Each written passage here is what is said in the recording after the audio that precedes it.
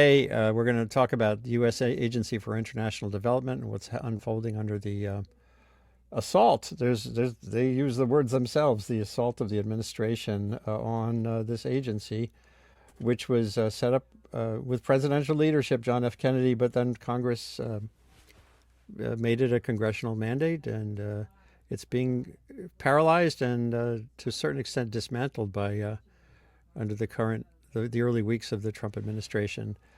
And most of the coverage you see so far has been about tussles, or hypocrisy here. Carlo Rubio, now the Secretary of State, just a few years ago, he was tweeting himself, I am at the USAID facility in Cucuta, Colombia. We have over 300 metric tons of food and medicine ready. So that was him describing the impact of Maduro crime family issues as pure evil, and now he's dismantling this agency, at least to a certain extent at the moment. And that's kind of the story. But what the story really is, the real story is, how's this playing out in places like Uganda?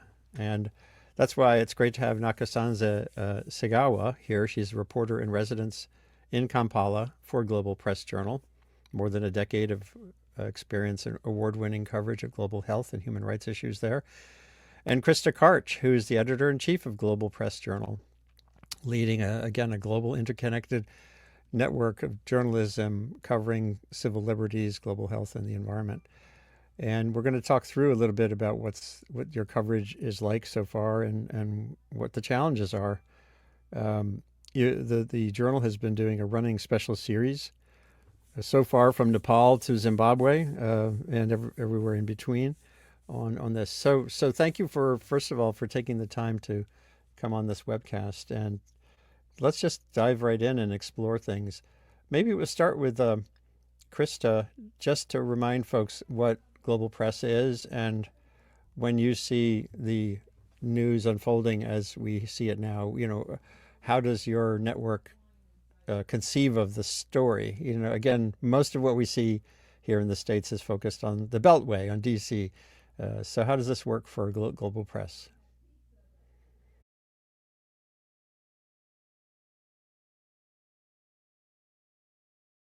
Apologies. We've been doing this for so long. But thank you so much for your time. I have the honor of working with some of the best journalists in the world because they are local journalists and they cover issues, locally. We have people like Nachi in Uganda. And we've got people in Zimbabwe. We've got people in rural Argentina, Nepal, Nigeria, so many other places. And I think the one thing that's really important to remember about Global Press is that we are a completely independent news organization. Unlike so many others, particularly nonprofits right now that have gotten money directly through USAID or somewhere else, we've never taken any government money. So that's a really important piece. We're not a political organization. We're not politically aligned. And so that really informs our coverage. And our news really is the closest lens that you can find to what's going on in these places. Our reporters speak local languages. They understand local cultures.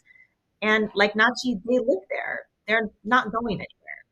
So all of our stories are published on our website. The other really important thing about Global Press is that our stories are published in local partners, with local partners on the ground, often in local languages when needed. And so when we think about something like this USAID crisis, keep all of that in mind. Again, as we say, Andy, so much of this is Beltway focused coverage. And what we do really is to talk to people on the ground and to get a sense of what the true story really is. We've got a lot of examples of doing this in the past, but this is really kind of ground zero for us because we cover so many of these issues and have for such a long time in local languages by local people. That's so great. And let's go to Kampala. So just explain a little bit about where you are, how you became a journalist first, and then we'll dive into the story. I live in Uganda. I report. I live in Uganda, Kampala, and but hope very soon I'll be leaving Kampala and going deep in the village. But regarding the situation, I'm looking at the effects that I've been able to witness in the communities where I've been able to report. Oh, sorry, I have been working as a journalist for close to 10 years and with Global Press for 9 years. Yes. Fantastic. And Global Press, I've done previous webcasts with Global Press, and one of the most impressive things about the organization is how the journalists are trained. It's very distinct from how we do it in the North, in the United States. You have a wonderful way of being careful about using words, so that they're not being misinterpreted. The style guide is great. Um, what right now are you looking at, Nakasanza? What's your story? You said you're heading to a village somewhere, or what's your focus right now as a journalist, as a reporter? I focus on civil liberties, but also do other stories. But previously, I've been writing a lot on health, which I still continue to do, and human rights. I've done a lot of reporting on LGBTQI community. I think I've been the most vocal advocate of LGBTQI people in my country, and that's because I'm writing for a media organization that invites every human being's experience. Like in most of the local media organizations in my country, voices of LGBTQI people would never be given a platform to share their experiences. But with Global Press, this is an opportunity I get to amplify their voices, to share their experiences with the rest of the world. So something that I continue to do. Yeah, and you just did a story. You just filed a story about HIV work there and how it can be impacted as health clinics are closing, and that's to a certain extent related to the USAID funding. Can you walk us through that a little bit? Oh, that was not my story. Oh, it's not yours. Okay. Oh, I see. That was yeah. by a colleague. Okay. So generally, though, how do you Yeah. all work on? How do you get out there, and what do you see as the issues right now? Thinking specifically about the Agency for International Development paralysis. What are the most important About questions in HIV. Uganda? Hello. Yeah, just how it's playing out generally for health and for the other issues. There's a lot of fear in my community because of the things that have happened. The government recently closed all its public clinics, all its HIV clinics, and they were integrated into the outpatient department. And there's been an outcry in the public of why this is happening. And people know why it's happening, but they are worried of access to their antiretrovirals, access to their TB drugs, and also access to preventive HIV preventive drugs, such as Kabla and other antiretrovirus that are given to people such as sex workers to prevent them, or people at risk of HIV. People have been exposed to HIV, such as people who have been raped. But all these access to the clinics are gone, at least the public clinics, but also because civil society has been playing a very important role in providing such drugs to the community.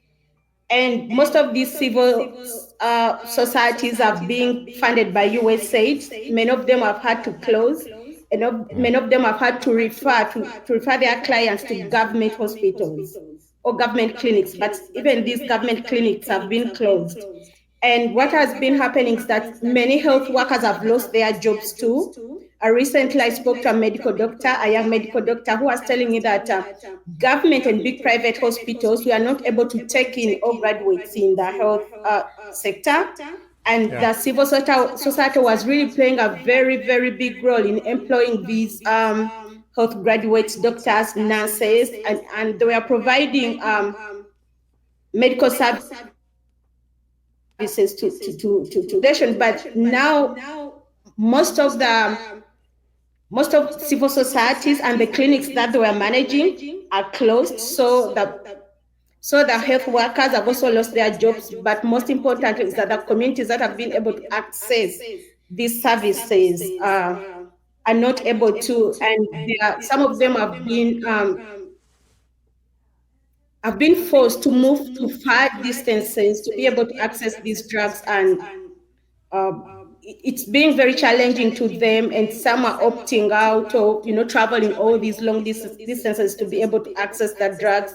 Yet the civil society was bringing these drugs closer to the community, so it's a bit chaotic Yeah. now. We just hope that in the next perhaps 2 months, 3 months, the funds will be the frozen funds will be released, and then people will be able to access the drugs and the services, the professional services that they are currently not able to attend to get, Yeah. sorry, to access. And I'm looking now at the story you did about refugees in Uganda. In the United States, it's hard to get a detailed understanding of the dynamics in countries in that part of Africa. People may forget that Uganda faces there's stresses between with people moving and being dislocated. How is that playing out? Why is the USAID paralysis affecting the prospects for refugees? According to the people that I was able to speak to, the refugees, USA has been playing a very vital part in their lives. Again, it goes back to civil society, because most of the services that were being provided to the refugees that I was able to speak to, they were direct from the NGO organizations that were providing these services, such as food, education, training in different fields, and also they would provide them with some cash grants to start their small businesses so that they are able to sustain their families. But all this is gone, and they are worried how they are going to be able to keep up with their lives, to take care of their families with all these services gone. Because as refugees in Uganda, they are not supposed to. It's hard for them to get employment for different factors. It could be the language barrier. Most of them don't speak, especially the ones from the DRC. They don't speak English.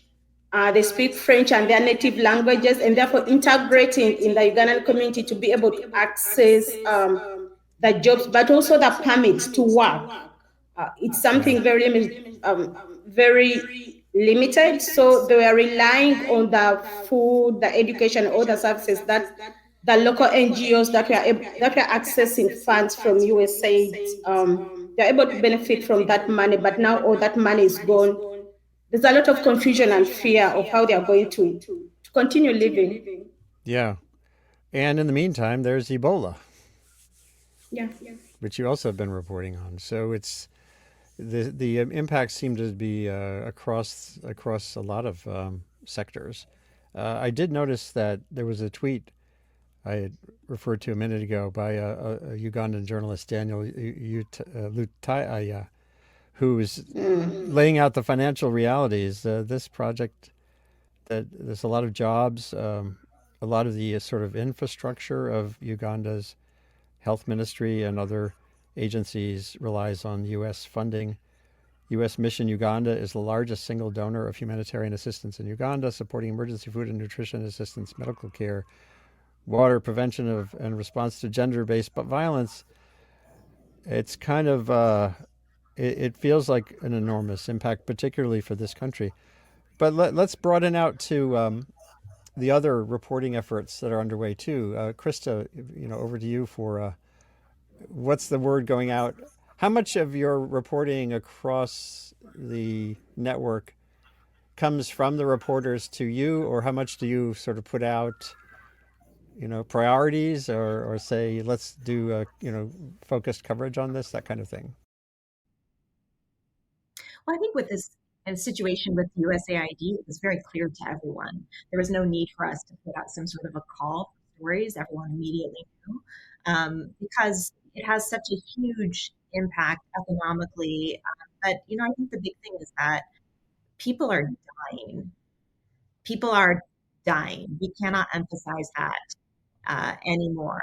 And I think, I saw some estimate that was said the as soon as USAID pulled out and there was no more PEPFAR funding, people began to die between now and when they pulled out, more than 8,000 people are estimated to have died from USAID. Sorry, I apologies from HIV and AIDS. So I think that's really important to remember. So it was very easy for our reporters to bring all that in. I think in the face of the Ebola crisis, as Nachi was reporting on, this is critical. Back in the latest outbreak that was in September of 2022, USAID provided $22 million to stop the spread of that outbreak. And that was limited to, I think, just 69 days before the outbreak was over. Now, without any of that money, with this outbreak happening right now, the potential for that to happen in such a small time frame is basically gone. The possibility, even in the most self-interested way, for someone who's not in Uganda, the possibility of containing the outbreak to just Uganda has been limited. So any way you slice it, this is a huge issue. And there was, like with almost all of our stories, there was no need for us to say, let's focus on this. The impact was immediate, was clear, with people beginning to die really Is there, immediately. to amplify the reporting you're doing, has global press evolved any relationships with quote unquote mainstream media? The New York Times and its like have this tradition of parachuting a journalist into someplace and putting their stamp on the resulting stories. And they do really good work, like the one I just showed a minute ago. This is a brand new story. This just went up. It has 4 different reporters, from Washington and elsewhere and around the world. But is there a way for sort of a collaborative approach to coverage so that your journalists who are right there, with these very good perspectives and skills, can have your reporting move out into the world more effectively? Yeah, I mean, I think one of the things that's really exciting to me to see in journalism at large is that when global press first started, there wasn't a lot of emphasis on trying to find local voices or local reporters to bring those in, to bring in the news. And so oftentimes local reporters were used as fixers, and we know this. And increasingly, we see publications like the New York Times and others using those people's, expertise and then giving them a byline. So we're seeing that more and more, and we're really excited about that. So I think that there's an increased acknowledgement, awareness that there's no way to get local access to the degree that you need it without a local person. So we're increasingly partnering with news organizations because they're seeing the need for that. They're understanding that more and more, which is really exciting for Great. us. There's a comment that came in that's kind of I've seen this a little bit here and there over the years. Uh, they're criticizing USAID as a sort of a hegemonic American attempt to influence Africa. Here it says Africa was better before all these preachers came to loot its resources. This is sort of the critique of a USAID. Is there part of the story ultimately that will look at that too? And it's, by the way, it's not just the United States. China and Russia have their own interests and strategies in Africa and other parts of the world. So how much of the story is also stepping back and saying, well, USAID is doing great stuff, but there's also problems. Maybe Yeah. Nakasanza first, and then Yeah. Krista. Mhm. Do you hear that in Uganda, Nakasanza? We don't want USAID here, that kind of thing. Yes, there are mixed voices. Yeah, I've had such voices in Uganda. Um, uh, but the most prominent voices that are coming out of the population and the sources that have been able to talk to is that Uganda should stop and should be looking forward to not depending on foreign aid, on US aid. They are saying, the voices are saying that it's high time our leaders did something for us. It's high time that we put our leaders on, we demanded our leaders to provide us the basic services we need. And some people are saying that some voices have been able to speak to us saying the world is really, really shifting, and we don't know if this is sustainable depending on donors. And what happens if President Trump doesn't unfreeze the US said, what will happen? Will our government let the 1.5 million Ugandans who are on HIV treatment, who are on ARVs, and that in those that are taking preventive HIV treatments, who have been exposed to the virus, what will it do then? What will happen next if we get another Ebola outbreak and we don't have WHO to help us with Yeah, with yeah. the kind of expertise, help they've come on board with. What will happen without the Chinese money? So they are looking, they are saying Africa can do more with its resources, with its expertise of scientists who have participated in research of different viruses, virus outbreaks, and also the long existing virus like HIV. Right. They've participated in the research. They have they have the expertise. It's just that they don't have the right infrastructure and the right money invested in them to be able to serve their communities at the capacity that they can. But they say it all goes back to the leadership, and it's always depending on the donors. And they say Africa can really uplift itself on its own. So it's all about So that sounds like a the story that, people. in the news flow around moments like this, you usually see a sequence of stories. There's the initial direct impact, the harms, and then there's important stories to do about the bigger context. How much has foreign aid impeded African self-sufficiency? How much of it's related to corruption? Those are important parts of the story going forward for sure. And Krista, I wanted to get more from you on. I noticed there was a piece out of Nepal too, but what do you think about that? How when you think of global press's particular vantage point, and where does your part of the story kind of end? You can't write everything.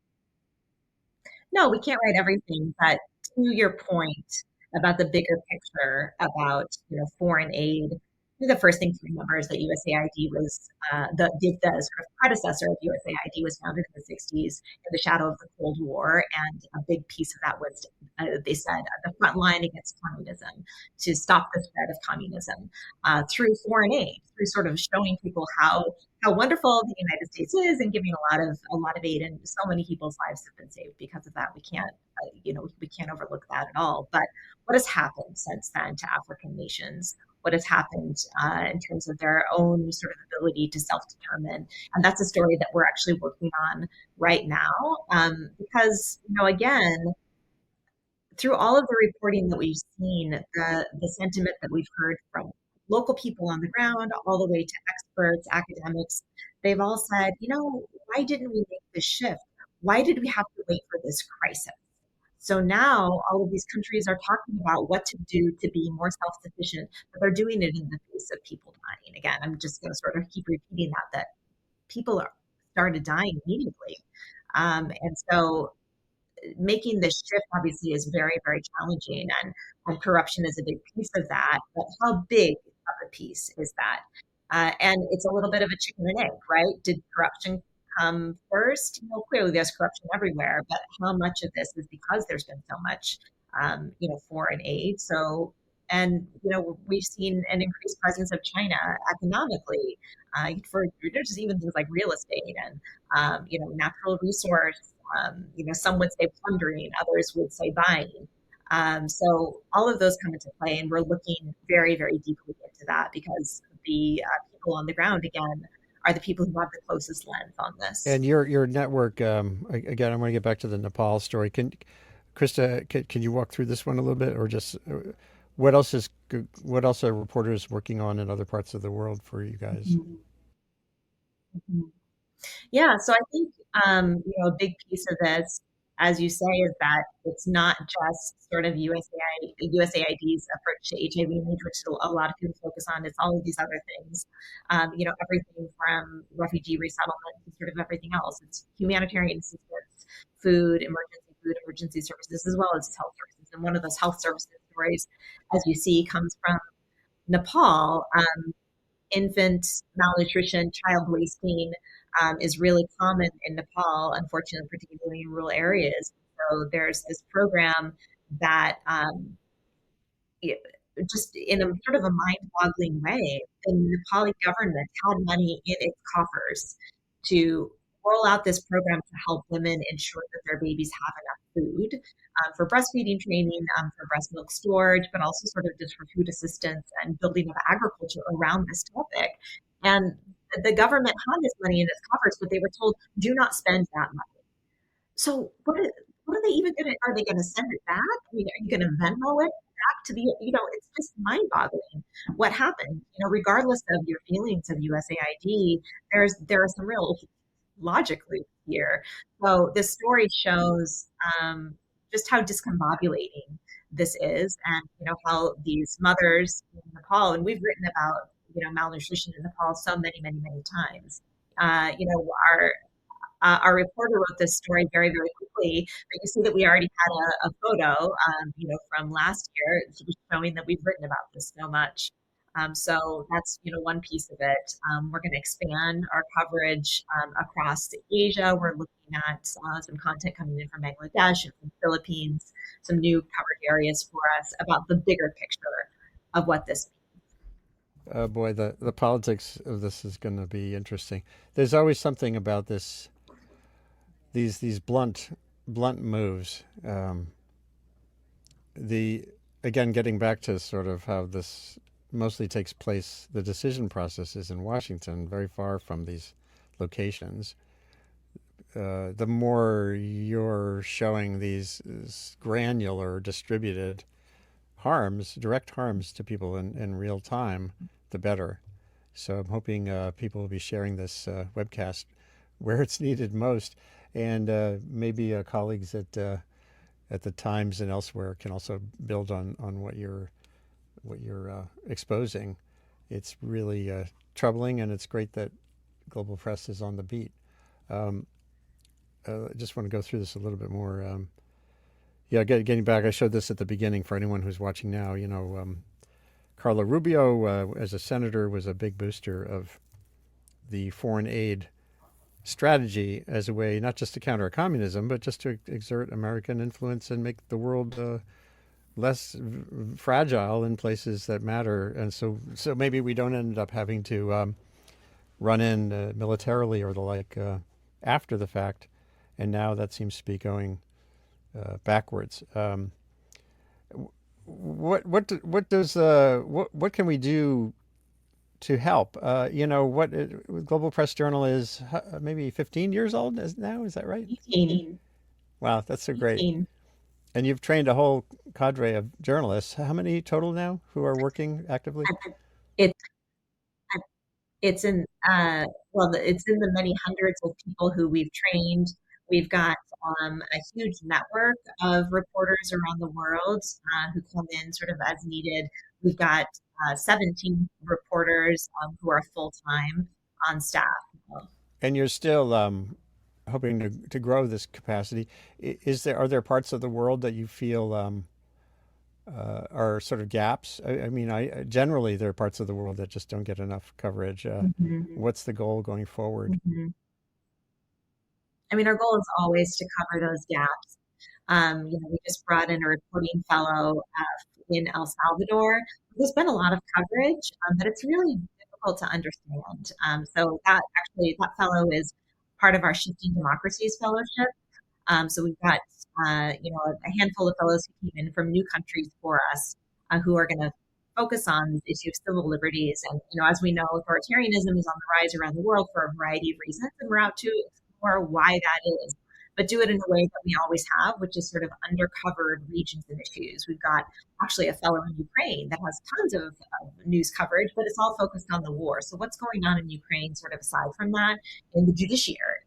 So that's one of the areas that we're working on. And of course, it's topical gaps in coverage, but it's also regional, right? Physical, sort of geographical gaps in coverage that we're always hoping to increase our scope I would say that a gap in coverage is, Eastern Europe in general, which we don't have anyone there other than in Ukraine. We have someone, new people in, as I said, Bangladesh, Indonesia, Philippines, covering a lot of these issues, and we'll continue to expand. And I think what you just said stresses the value of the philosophy there. I'm going to go back to this other web page to show it again. Uh, you had the statistic. Nearly all mainstream international news coverage focuses on war, poverty, disaster, and disease. But disease, of course, is the outcome of the lack of health. The Yeah. lack, and war is the outcome of the lack of peace. And there's a crew at Columbia University where I used to work, studying the dynamics that make societies peaceful. And actually, they might be a good source for some of your reporters.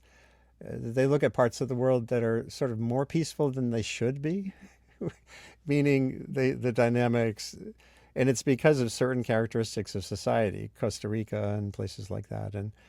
Uh, and I think your approach, which is systemic rather than event based, Yes. is really really Yes. important. And getting journalists to to dig in on that, it requires a more subtle storytelling too. It's harder to tell that story than it is to say there was just a war or just an earthquake or just a famine.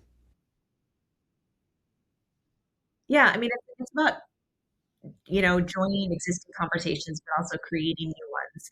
When we join existing conversations that are happening in the news media around the world, we really want to make sure that we're adding depth there. And again, the access to local voices is really critical.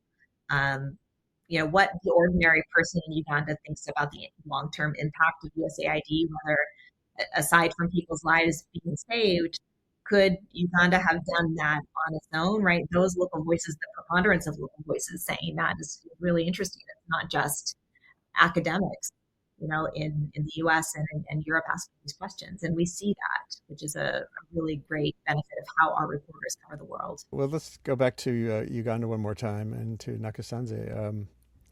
Um, One of the other things I forgot to mention about the value of global press is, including the training, is the support and sort of safety, and you also help provide support that's particularly acute for women in roles as journalists who have kids or who face threats. Um, is Could you just describe a little bit, from the standpoint of being a journalist in Uganda? Is there anything particularly challenging being a woman there that you find this network is helping you with? And one of them is having that confidence because I know someone has my back, like Global Press has my back, to go to places where many female reporters wouldn't go to go to places like Karamoja, where when I talk to my fellow female reporters who report locally, they would say, I would never go to such a place.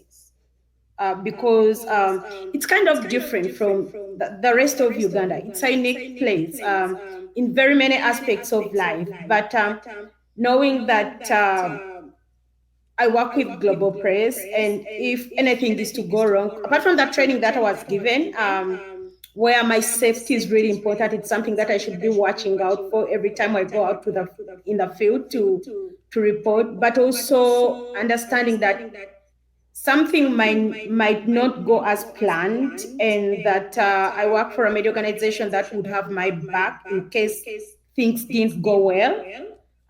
That's very reassuring, and it gives me the courage to go to places that would rather be deemed dangerous for a female journalist to go to and talk to people and see what's happening and witness events and and report about that. Wow, that's great. Well, the one of the ironies these days is that it's harder and harder for journalists here in the United States to make a living and to have health care and to have a media enterprise at their back, because they're mostly freelance. Staff journalism jobs are rare. So the model there, you're countering something that's a challenge everywhere. Even in the the richest countries in the world are still finding hard. It's hard for journalists to have the things you're describing. Krista, I don't know if you want to talk about that a little. I mean, yeah, certainly things are getting more and more difficult. One big issue for female journalists is online harassment, and we've experienced that, you know, here at Global Press to a large degree. It is absolutely devastating when that happens, and it's very scary. Someone described it as online, digital safety, digital threat is physical threat. So people sort of, dealing with that. But one really unique thing about Global Press is that we have a robust duty of care system that covers variety addresses a variety of security issues, digital, and legal and physical security. And we're constantly, sort of consistently working with experts in that field and creating a lot of expertise, of our own. And that's something that a lot of journalists don't have, men or women, and women in particular need that. So it's wonderful to hear Nachi's, I've heard her say this before, but it's wonderful to hear her say now that she feels more confident going and doing some of this reporting because Global Press is behind her. It's particularly challenging for our reporters. Remember that, Nachi, you are Uganda, you live in Uganda, you're not going to leave Uganda, right? It's your home. So we're not pulling people out. You can't parachute in and then pull out when there's a risk and there's a threat. So we're very, very, very careful about all this. Years ago, I did a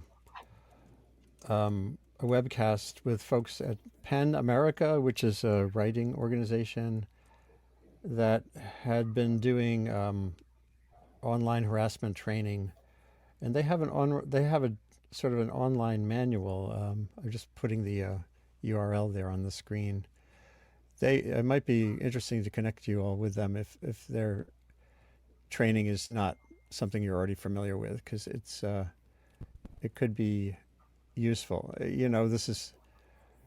It's everywhere, and this is also specifically emphasizing people who are different. So it feels like it could be something that's useful. Again, it's an issue that is pretty widespread these days. Yeah, definitely. We've worked we've partnered with so many organizations, and I believe I've partnered with Tangle also, to really work on some of these issues. But I just spoke with someone at another news organization just yesterday who said, wow, your duty of care system is really inspiring. What can we do to bring some of this onto our own news organization? So we worked really hard to develop our own systems. Of course, not in a vacuum at all. We wanted to take other people's expertise as well. Was there any other insights or issues I want to raise? Is there anything I can help with in terms of the connectivity I offer? Nakisanza, what you said, you're heading out to do some more reporting or heading somewhere? What's next for you? I'll continue to do more reporting, covering my community, and it's something that I enjoy doing, and I hope to do more of that. But I would also want to emphasize on the fact that I want to briefly talk about on the issue of donor dependency. We have an article coming soon about that, but I would want to focus on the voices again. Just want to repeat that many people in Uganda think that the country is ready with human resources specifically to handle challenges that come its way, both natural disasters, because USAID hasn't only been helping in health and refugees, but it has also been helping in calamities like natural disasters, like floods, famine, and everything. And people are saying in the communities that Uganda has the human expertise to do that. They just need the support, and this includes the scientists, the doctors, the scientists in different fields. It could be agriculture, it could be health, but they just don't have the resources. And it's high time that the government and those in support of the government and the population to support the human resource that a country has for the country to thrive in case this scenario, what we are facing currently, happens again, perhaps in the next 10 or 15 or 50 years. We don't know. Right. Boy, well, the more folks can focus aid in ways that help build that self-sufficiency, the better. That does feel. I look forward to reading that story that's coming about donor dependency, and that relates to there's still the great game in Africa. China, especially Russia. I dealt with this in terms of food after the Ukraine war began. Russia was playing with food availability in North Africa, and it was really clear that they're using food as a strategic tool. The United States uses food and other things as strategic tools as well. So the more reporting coming from the ground from folks like you, Nekasanza, is really the better we'll all be. This has been really a valuable little brief session on sort of the realities underneath the USAID shutdown wherever it's at. And as the New York Times was just reporting today, again, life-saving aid remains halted worldwide despite Rubio's promise. So this is still a crisis. And as global press reporters are reporting, it's a crisis for babies and women and mothers in Nepal, and it's a crisis for refugees and people with HIV or facing an Ebola outbreak in Uganda and elsewhere. It's everywhere. Maybe we can report back in with you at some point in the coming months when some of these other stories come out. So I appreciate your time.